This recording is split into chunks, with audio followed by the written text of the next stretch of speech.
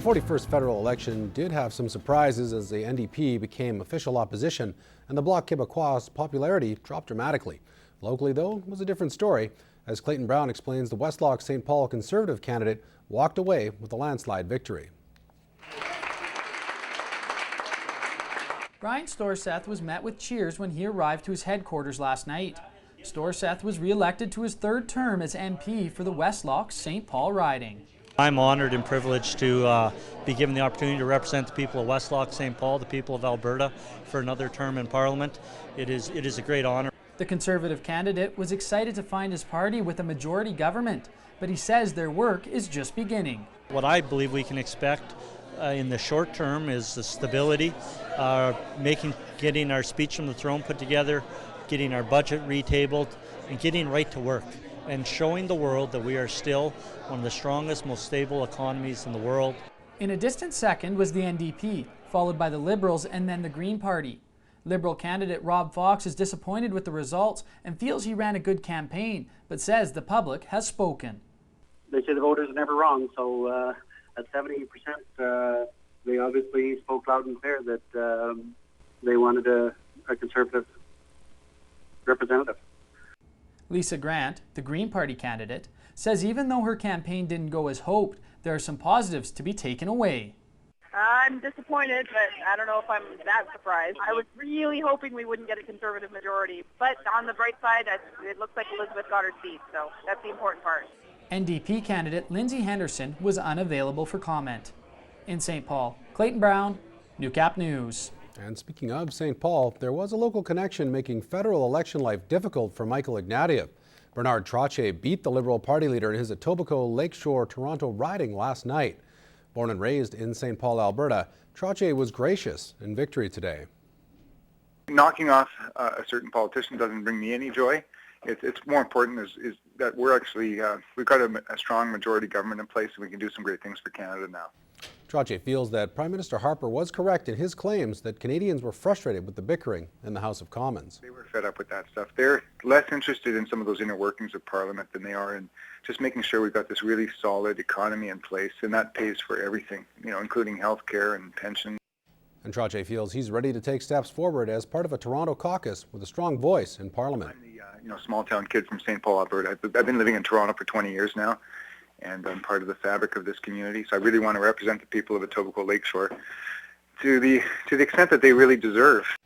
North American Occupational Health and Safety Week has been celebrated since the 1980s. It brings to light the ever-important need of having a healthy and safe community and workplace. The City of Lloydminster is taking steps to make safety a priority every day. A new safety management system has been implemented by the city. We just are utilizing some new forms, some new procedures. We're kind of streamlining them, getting rid of the old policies, old procedures, bringing in a new standard. By doing that, it's going to be more easily read, more easily understood by our workers. Starner says the new system requires reports and investigations within 72 hours of incidents. A short-term and long-term goal out of that. By doing that, that will let us ensure the safety of the employee right away, and then we can also then analyze it to ensure that in the long run an employee is safer at what he's doing. Officials would also like to see more workers come forward and are implementing a no punishment policy for injuries reported. The Lloydminster and District SPCA is putting out a call for volunteers. Shelter staff need help with several upcoming functions. Here's Jessica Isaac with this week's Pet Project.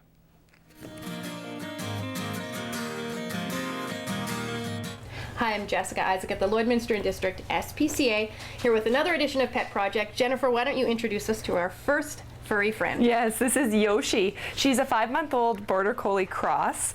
She still needs to be spayed, but she's fully up to date on all of her vaccinations, including her rabies vaccination. As you can see, she's a very typical puppy. She has lots of energy. She's still kind of in that chewing phase. Needs to be taught some manners, that's for sure. But as you can also see, she's a really loving dog. She's very sweet. So Jennifer, introduce us to Yale. Yes, this is Yale. He's an 8-month-old domestic short hair. He's already neutered and up to date on his vaccinations and is also microchipped, so that's wonderful. As you can see, he's a very cuddly cat. He just wants to kind of snuggle right into people. He is in the condo right now with other cats, so we know that he does really well with other cats, and he also enjoys dogs. He's kind of one of those cats that doesn't mind being around them. So he's very social. Yes, you bet. So you guys have a couple of events in the next few weeks, and you're looking for some volunteers. Yes, we rely heavily on volunteers. So right now we're looking for some volunteers for a spring cleanup happening on May 28th. We're also looking for volunteers for our garage sale, which is happening on June 4th. So if anybody's interested in either of those events, please call the shelter 875-2809, or you can email jennifer@lloydminsterspca.org. Also, just wanted to give a quick shout out that our comedy cabaret is 2 weeks away, happening next Friday. Tickets are still on sale at the SPCA, Tunes Music and Audio, or Star Vision Video. All right, well that wraps things up from here. Be sure to tune in next week for another edition of Pet Project.